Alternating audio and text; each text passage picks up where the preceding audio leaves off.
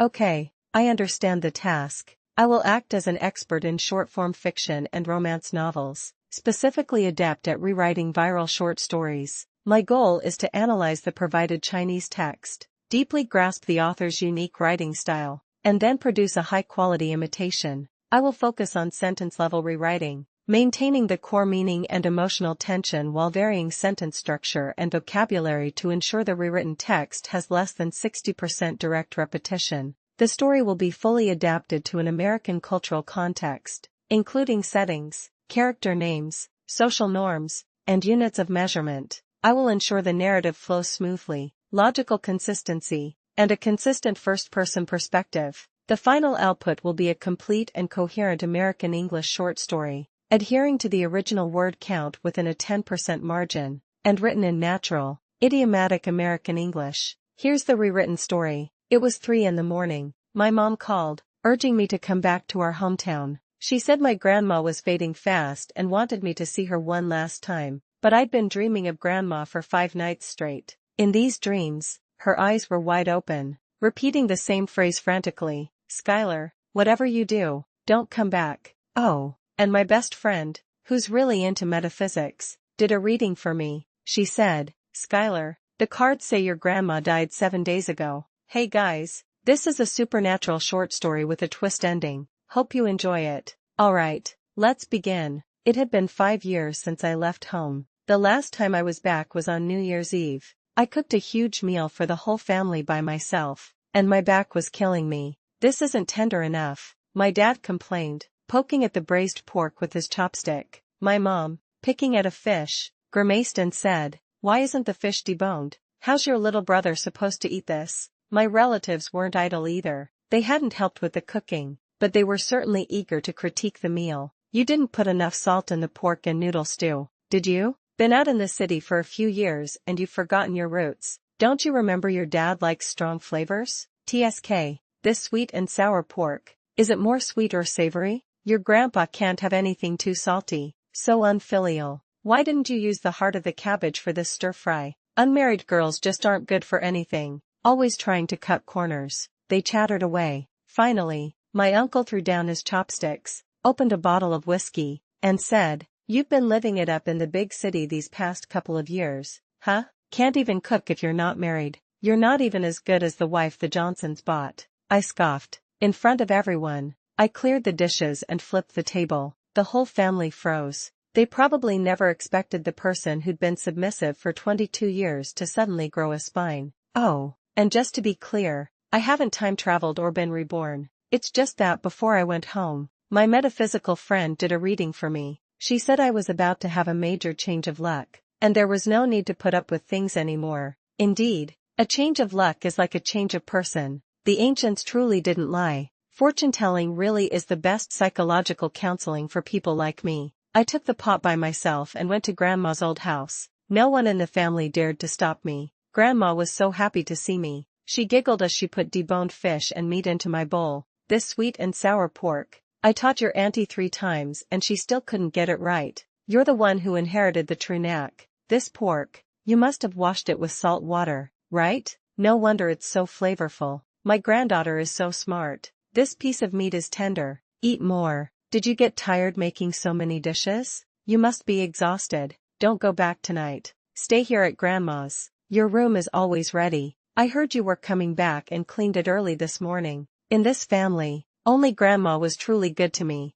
I bought a plane ticket, and my best friend came to see me off. It was strange. At 5 a.m, there was a traffic jam. To catch the flight, the pink cat head charm that had been on my card holder for 5 years was accidentally broken off by the car door. But when we finally made it to the airport, the flight was inexplicably cancelled. And the reason for the cancellation? A rat infestation. It was just too ridiculous. My friend, out of kindness, urged me not to go back. After all, this was considered a very bad omen in metaphysics. She did a reading for me right there. A coiling serpent omen at the door, a sign of great misfortune. I thanked her for her goodwill, immediately cancelled the plane ticket, and bought a train ticket instead. My friend looked like she wanted to say more. I understood. After all, good advice is often wasted on the damned, but sometimes, it's hard to say who the truly damned are. My mom said Grandma fell from the roof a few days ago while fixing tiles. She was rushed to the hospital, and it was an accident. Grandma was going to be gone so suddenly, for whatever reason the family had. I had to go back, to see her one last time, or to send her off. Either way, I was determined to go. The train ride, which was supposed to be a day and a night, started smoothly. I met a beautiful train attendant, Ms. Henderson. She wore a red scarf and smiled with her eyes, like a fox fairy from an anime. Thanks to her, she helped me move from a bunk car with 5 men to a lower bunk all to myself. We talked and laughed. After a few drinks, I got a message from my metaphysical friend, Skylar. The coiling serpent means deceit. Don't trust anyone until you're safely back in New York. I hadn't finished reading her message when my phone died. It was 3:30 a.m. The train had just exited a tunnel. I looked up and saw Ms. Henderson's eerie smile. Her eyes were bloodshot, and she giggled in the silent car, making my hair stand on end. Skylar, why didn't you listen to your grandma? She suddenly grabbed my hand, her long fingernails digging into my flesh. Didn't she tell you, no matter what happens, never, ever go back to the old house? I woke up the next day. The train had arrived at the station. Thanks to the conductor, who called my name, I almost missed my stop. I woke from my stupor, a hangover throbbing, and realized Ms. Henderson and my suitcase were gone. I frantically looked for a conductor, but was told the surveillance cameras were broken last night, and there was no Ms. Henderson on this train at all. Fine. These days, you get scammed if you're not careful. Because I was afraid of missing my stop, I didn't bother to investigate further for the time being, and just got off the train. Anyway, there was nothing valuable in my suitcase, just my documents, which would be a hassle to replace. I hurried off the train and called home to let them know I was safe. Although I didn't think they genuinely cared about me, I still had to keep up appearances. That's family for you. This time, my mom was unusually happy to hear I was coming back. She even forgot to pressure me about marriage, which she'd been doing for 5 years.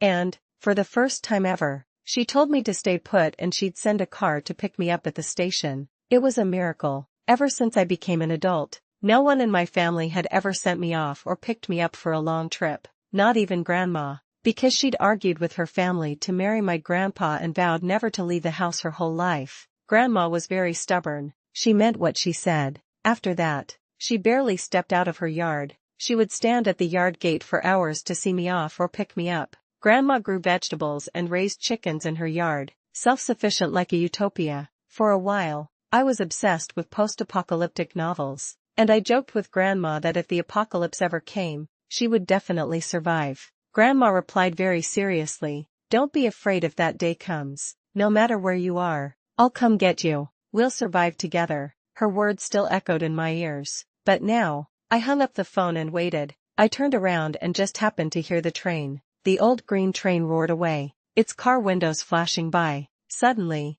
a familiar figure stood behind the glass, waving the broken pink cat charm at me. She was smiling at me, seductive and chilling. She opened her mouth as if saying something, but the train station was too noisy, and I couldn't hear a single word. I wanted to chase her to get my ID back. I really did, but just as I took a step, a familiar voice came from behind me. "Skylar, look who's here." I didn't expect my mom to bring Mrs. Jenkins, the Johnsons' daughter-in-law, to pick me up to see Grandma. My grandma didn't like the Johnsons. To be precise, she detested them. The only time Grandma ever hit me was when I secretly snuck into the Johnsons' house after school to watch TV. They were the only family in the village with a color TV, and I was determined to become a great screenwriter, make my own TV shows, and let many, many people see them. Grandma highly affirmed my dream. Then she picked up a feather duster and gave me a good whack on the backside. Women in our family have too low a status. The Johnsons don't treat women like people, they treat them like livestock. Grandma will buy you a color TV. Stay away from their house. 2 days later, my dad told me Grandma pawned her ancestral jade bracelet to buy me a color TV. From that day on, I swore I would write good scripts and make TV shows for Grandma, not to disappoint her efforts. Also from that day on, even though the Johnson women were always nice to me, I never dared to go to their house again. Skylar has grown up and become pretty. Your grandma says you're a big screenwriter now. Did you write scripts when you were little? Your grandma used to talk about it. Mrs. Jenkins greeted me enthusiastically. No, I just draw comics to make a living. The film industry doesn't want me. I hadn't intended to reply, but seeing the bruises and red marks on her cuffs that she hadn't quite managed to cover, I just exchanged a few pleasantries. It was embarrassing to admit that I hadn't even gotten one foot into the film industry. The last time I was home, the manuscript I was working on in front of Grandma was a comic script, but Grandma didn't know what comics were. When I explained to her that it had pictures, dialogue, and characters, she misunderstood that I was already writing and making TV shows, and I wanted Grandma to be happy, and I also had a bit of vanity, so I didn't explain. After a few minutes of talk, the minivan my mom had sent to pick me up arrived. After 5 years, Mrs. Jenkins could chat with me, but my mom and I had nothing to say. Every time she called me in those 5 years, it was either to ask for money for my brother or for my dad. She never once asked for money for herself. In Grandma's words, she was too thoroughly brainwashed, beyond saving. Mrs. Jenkins, on the other hand, was busy talking the whole way, praising me to my mom, and then praising her unmarried brother to me. As we were getting into the car, my mom took a call, and looked at me with a complex expression. I have something to do. You go ahead. She walked a few steps away, then suddenly turned back. She took the small amount of luggage I had left and then slipped the gold ring she'd worn for decades into my hand. This was the first time my mom had ever carried anything for me or given me such a valuable gift. I was so stunned I couldn't react. Gold wards off evil. You wear this for now. She didn't say anything else and turned to leave. I clutched the gold ring, my palm and eyes burning a little. So, my mom did care about me after all. I got into the car with this thought, but the car drove for half an hour and still hadn't reached its destination. I peeked outside and suddenly realized something was wrong. Aren't we going to see Grandma? This isn't the way to the hospital, is it? Mrs. Jenkins's gaze clearly flickered. Didn't your mom tell you? We're going to our house first to see my brother. The village fortune teller said that your grandma's cancer can be cured by auspicious cleansing. Wait, I interjected. Didn't my mom say Grandma fell from the roof and that's why she was sent to the hospital? How did she get cancer again? Your birth charts have already been matched with my brother's. There are no major problems. Your mom has also accepted the bride price. My heart sank. So my own mother sold me off. The supposedly auspicious gold ring suddenly felt heavy and sharp. My mind raced, replaying everything that had just happened. So my mom came to pick me up because she was eager to bring the Johnsons to claim me. Taking my luggage was just a way to confiscate my documents and valuables so I couldn't run. Giving me the gold ring, whether it was a dowry or cheap guilt, didn't matter anymore. I sneered to myself. So, being a love-struck idiot isn't just about romantic love. As long as you crave love, even from family, you'll stubbornly deceive yourself. But this time, I was completely clear-headed. The whole way, I didn't cry or make a fuss. I smoothly met Mr. Johnson's brother. I didn't care what this man looked like, because I was never going to marry him. If my grandma were alive and knew I was coming back to the village to marry, especially into the Johnson family, she would be furious. If my grandma really was gone, as my friend's reading suggested, and my family was just using this to trick me back, then if I obediently married into the Johnson family, my grandma would never rest in peace. Skylar, if you have no objections, we'll hold the wedding in 2 days. Your grandma's situation can't wait. Mrs. Jenkins whispered in my ear, like a demon. I forced out a sweet smile, like an angel. Okay, but before the wedding, I need to go to the clinic to see Grandma. This is such great news. I want to tell her myself. I persuaded the Johnsons to take me to the village clinic. The clinic was very basic, but the rules were strict. They said no one was allowed in during resuscitation, only to watch from outside. My aunts and uncles also came, standing outside the emergency room with me. The scene was bizarre. Grandma looked like she'd just been dragged out of a freezer. Her face was pale, her lips purple, and there were still ice crystals on her eyelashes. Countless tubes were haphazardly inserted into her, but the machines attached to them weren't even plugged in. She was clearly dead. They all knew, but at this moment, they tacitly pretended she was alive, just to persuade me to stay and perform an auspicious cleansing for a dead person. Skylar, Old Man Johnson is the wealthiest man in our village. You're so lucky. I heard Old Man Johnson wanted to marry your grandma in his early years but couldn't. Then your Uncle Johnson liked your mom, but they also lacked some fate. Now you and the younger Mr. Johnson are together. It can be considered fulfilling the family's old ties. That's right. Although the younger Mr. Johnson is a bit fat and has some health issues, you're almost 30, and you're not getting married anyway. Performing an auspicious cleansing for your grandma and showing filial piety is a good thing. I couldn't disappoint my relatives' good intentions, so I took out my phone and played along, calling my metaphysical friend. My elder is about to pass away. Can marrying someone to cleanse truly prolong their life? I asked. After getting a nearly affirmative answer from my friend on the phone, I smiled. Then wish me a happy wedding, I said to my friend on the phone, and to the aunts and uncles present, and even to Grandma, lying on the bed, whether dead or alive. At that moment, my relatives seemed to breathe a sigh of relief. They enthusiastically congratulated me, a stark contrast to my friend's desperate shouts on the other end of the phone, telling me not to do anything foolish. But none of that mattered. What mattered was that at that moment, I saw my dead grandma on the bed suddenly open her eyes. Her eyes were wide, bloodshot, staring straight at me, just like in my dreams. My relatives all left. The empty clinic corridor held only me and Grandma. She lay peacefully behind the glass window, her eyes closed as if they had never opened. But I knew I hadn't seen wrong. Grandma, I'm sorry, I didn't listen to you. I still came back. I leaned on the glass window and cried uncontrollably. A scalding tear fell onto the gold ring in my palm, but I had to come back. Grandma. I wiped away my tears and looked up at the silent Grandma.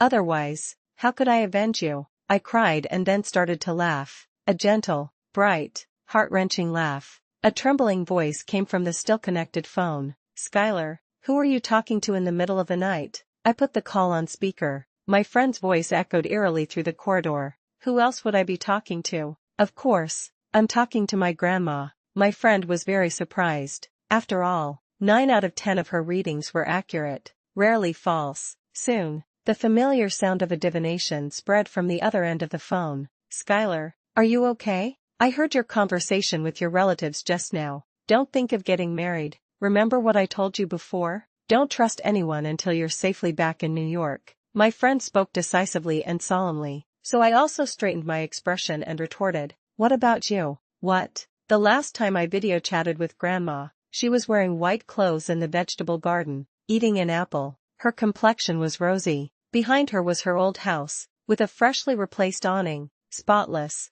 The other end of the phone was silent. Can I really trust you guys? Charlie said my grandma died 7 days ago, but 5 days ago, I just video chatted with Grandma. My mom said Grandma fell while repairing tiles, but 5 days ago her roof was already repaired. The Johnsons said my grandma was diagnosed with cancer, but 5 days ago she was clearly in perfect health. I don't know who you video chatted with, but I just did another reading. It's still a coiling serpent omen, a sign of great misfortune. I interrupted her. It doesn't matter anymore. From this moment on, I won't trust anyone. I waved towards the end of the corridor and hung up the phone, because what I was going to trust next wasn't human. The wedding was planned very hastily. In just 3 days, the Johnsons and my mom hit it off instantly. I was like a puppet, only knowing how to lower my head and say yes, but everyone in the family seemed happy with my demeanor. I was happy too. This whole family hadn't been so harmonious in a long time. The only awkward thing was at night. My room had been taken over by my brother a long time ago.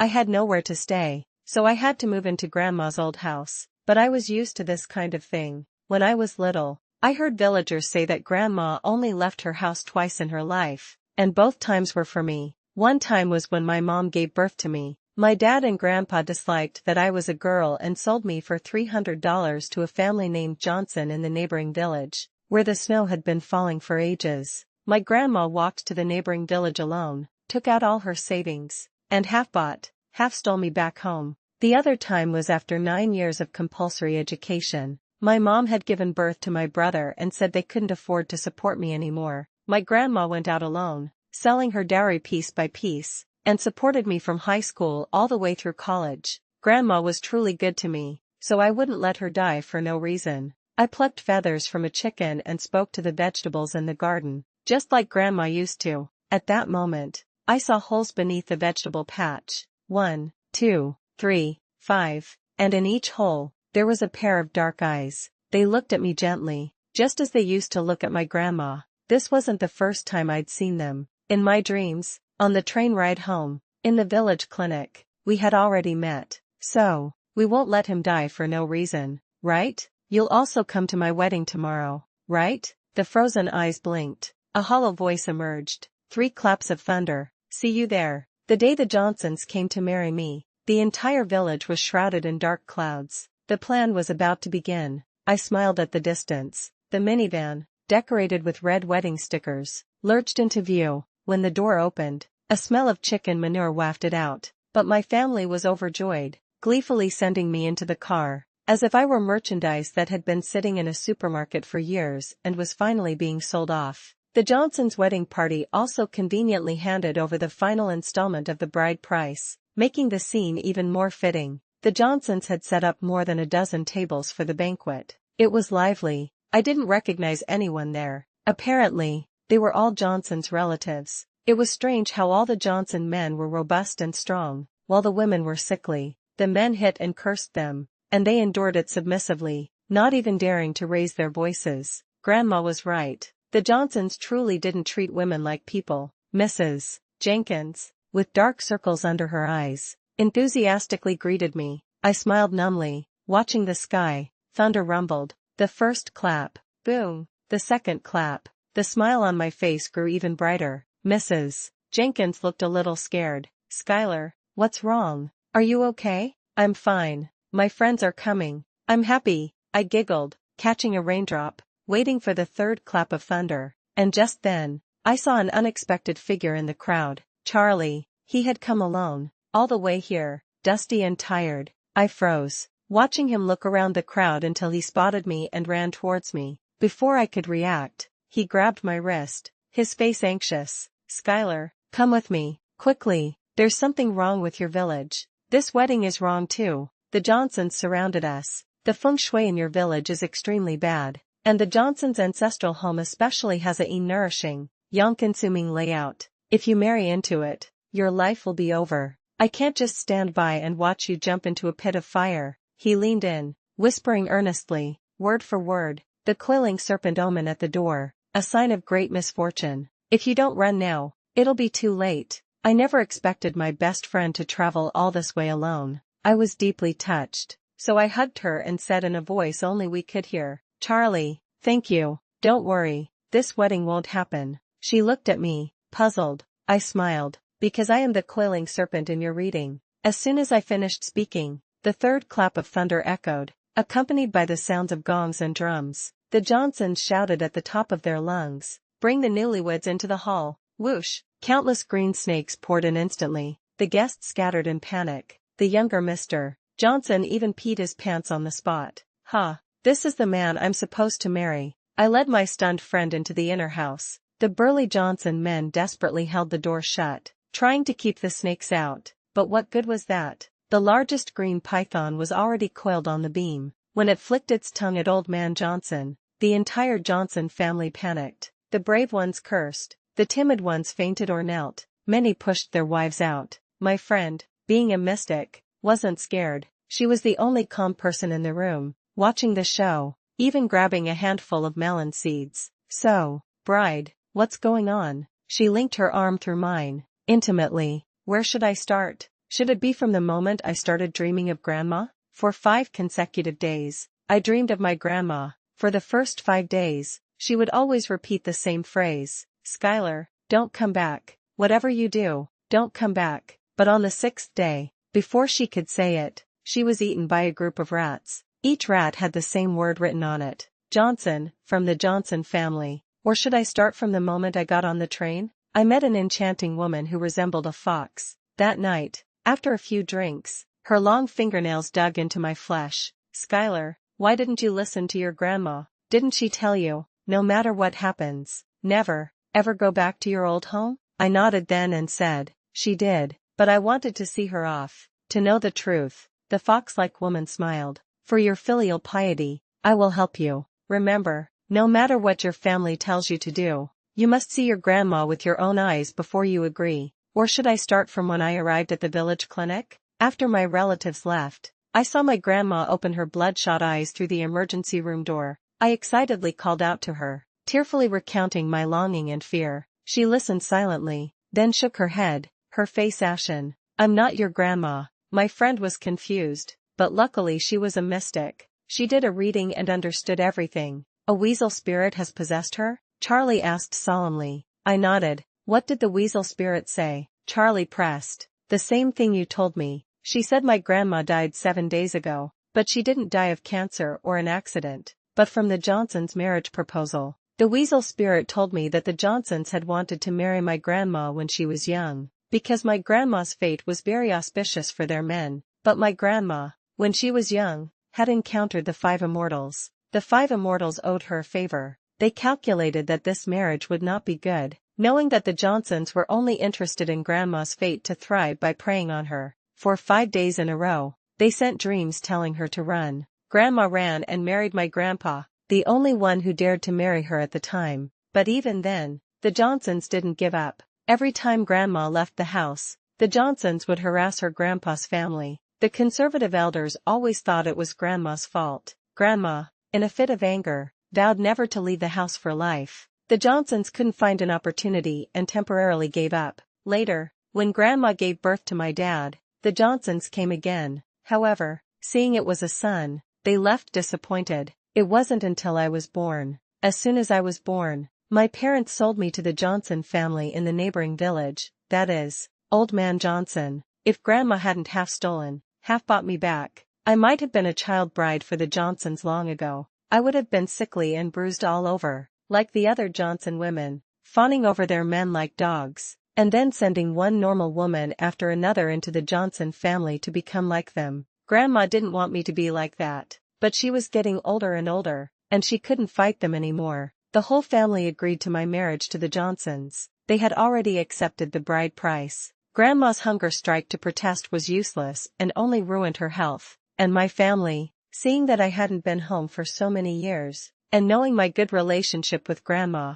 conspired to trick me back for the wedding by claiming grandma was sick. The white weasel spirit, while gathering fruit in the fields, heard this news and told my ailing grandma. Then grandma died of anger. They said grandma only said one thing before she passed away. According to old family rules, if there's a funeral, descendants in mourning can't marry for a year. But grandma overestimated my parents' filial piety and underestimated human greed. The Johnsons added $30,000, and my parents agreed. The Johnsons added another $10,000 in red envelopes for my aunts and uncles. Then they all conspired together, tricking me into coming home under the pretense of seeing grandma one last time. My story was finished. My friend was silent. Outside the window, more and more green snakes poured in. All of this should end now. My gaze swept over the trembling Johnsons. Where did all these snakes come from? This woman is so unlucky. After she enters our house, we need to beat her to death to vent our anger. So unlucky. We should ask for some of the bride price back, or it'll be a loss. At this moment, my parents, holding my brother, hid elsewhere. I thought I saw a flash of regret on their faces. This wedding is so weird. Should have asked for more bride price. What a shame. Until the last moment, their fear and regret weren't for me. My friend's gaze trembled. She gently took my hand. Skylar, what do you want to do? I smiled gently. They say the 5 immortals owed grandma 5 wishes. She made 4. The last one she left for me. My eyes were bloodshot, like grandma's in my dream. Everyone who hurt my grandma will pay the price. If I want to, I can have a room full of green snakes bite everyone to death. Their blood can melt the ice crystals on my grandma's body. Their bones can become stepping stones on grandma's way home. I raised my hand, wanting to push my friend out, and also wanting to make my last wish. The green snakes bared their fangs. Thunder roared outside, but at the last moment, Charlie held me back. What about you? Then, after killing everyone, how will you live? I don't plan to live. My smile was bitter, tears streaming down. If it weren't to protect my grandma, I wouldn't have died. I'm also one of the murderers who killed my grandma. I don't deserve to live. I only deserve to die with them. I'll walk the path to the underworld with them. Our whole family, neatly together, to see my grandma. But Skylar, your grandma did so much, only wishing for you to live. My friend's words suddenly broke me. She held my trembling hand, looking at me calmly. At that moment, I seemed to see my grandma through her eyes. Skylar, you never actually told me your hometown address. Did you ever wonder how I found you so quickly? She had me, because you can do readings? Charlie shook her head, looking at me with disdain. as if I thought divination was a GPS navigation system. Then she said, word by word, seriously and solemnly, because the night before, I also dreamed of your grandma. She was the one who told me your hometown address. She also said she wants her granddaughter to live well. At that moment, my emotions were complex: gratitude, resentment, unwillingness. 1,000 words converged into a bitter sentence in my throat. I also want to live well. But Charlie, they don't deserve to live well. I raised my hand. The green snakes bared their fangs again, and my friend once again took my hand. You're right. They truly don't deserve to live well, but they also don't deserve to stain your hands with blood and sin. My friend immediately performed a Chiman Duanjia divination, her eyes gleaming with a divine light of justice. Skylar, do you trust me? If you trust me, I can help you. My friend leaned close, saying in a voice only we could hear, I can help you secretly destroy the Johnsons' feng shui, making them return all the blessings they've accumulated over the years by sucking the marrow out of women. 100 times over. From now on, no woman will ever want to marry into the Johnson family again. The Johnson women will awaken one by one and reclaim everything that belongs to them. The Johnsons will still be alive, but they will encounter various accidents, be haunted by ghosts, suffer from illnesses, be poor, be entangled by karma, fall into gambling, drugs, and prostitution, unable to escape, and live a long life of suffering worse than death. My friend was truly a writer. What she said made my heart race. So, my friend raised my hand and commanded the green snakes to bite through the house's foundation. Then the group of green snakes swam northwest, leaving a trail of blood in their wake. While everyone was stunned, Charlie pulled me and we ran. We ran to the station, where the enchanting fox-like woman was waiting for us with a smile. She returned my luggage and ID to me and arranged the fastest train back to New York for us. As the train roared away, everything that had happened seemed like a dream. And after the dream, I knew I would live well, for Grandma, and for myself, too. Epilogue. My name is Charlie. I'm a mystic. You can also call me a stinky fortune teller. My readings are very accurate. 9 out of 10 are spot on. In my circles, they call me Brother Chin. Business, naturally, is booming within my niche. These past few days, there's been a strange incident in our circle. A prominent family named Johnson in the Northeast saw their fortune plummet after a wedding fell through. Within a few months, the men in the family were all injured or sick, wailing everywhere. Many people in the community were hired to help, but nothing worked. It's said that their ancestral home and ancestral grave's northwest corner are infested with snakes. Every day, dead rats and rabbits appear there. Hundreds of snake nests, impossible to clear. Some people in the community came to me, offering a high price. I just laughed and advised my colleagues not to seek death. After all, that was the 5 immortals working together, repaying a favor and enacting divine justice. And the Chiman Duanjia formation I set up, life and death exchange, heaven and earth inversion, simply put, is a good and evil retribution formation. In that formation, you don't have to wait for the next life. All the good and evil deeds from this life, and past lives, will be swiftly repaid. After dealing with Skylar's matter, I rested for 3 months. It wasn't that I didn't want to make money, but mainly there was something I couldn't figure out. Skylar's grandma didn't want her to go back, yet the 5 immortals, who owed Skylar's grandma a favor, subtly encouraged her to return, and then safely sent her back. Something was off. After pondering for a long time, one night I had a dream. In the dream, on a barren hill in the southeast, the 5 immortals were drinking around an 8 immortals table. On the table were roasted chicken, roasted goose, roasted duck, and many exquisite pastries. The 5 immortals were all talking at once, a bit noisy, but the story they told was quite good. They said Skylar's grandma had saved them when she was young,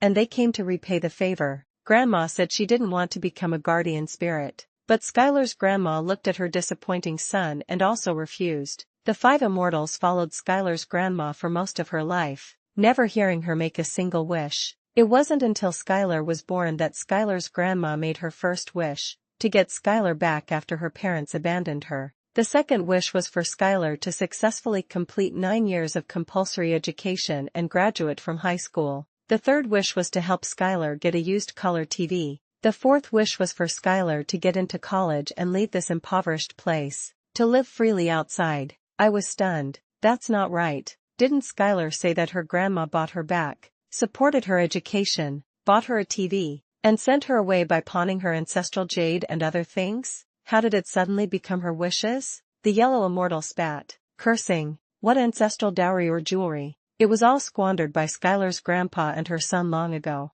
I suddenly remembered Skylar's dream about the rats eating grandma, so that was the meaning behind it. What about the last wish? Did her grandma really not make it and leave it for Skylar? The fox immortal, enchanting as ever, stood up. Actually, she did, but it doesn't matter, because she said Skylar wants to make a TV show, but has been unsuccessful for so many years and hasn't managed to film one. She wanted us to help her achieve her dream. The script was written by Skylar when she was little. No women allowed near the classroom. The neighbor Old Man Johnson's story was about a feudal marriage custom that devours people. The successful but older, unmarried female protagonist, under the coercion of her parents and relatives, returns to the village to have a blind date with a widower. On the way to the blind date, she encounters various supernatural events, as if even fate itself disagrees with this marriage, but in the end, they still marry according to their parents' wishes. The gray immortal recited the script, chattering, "I had a jolt.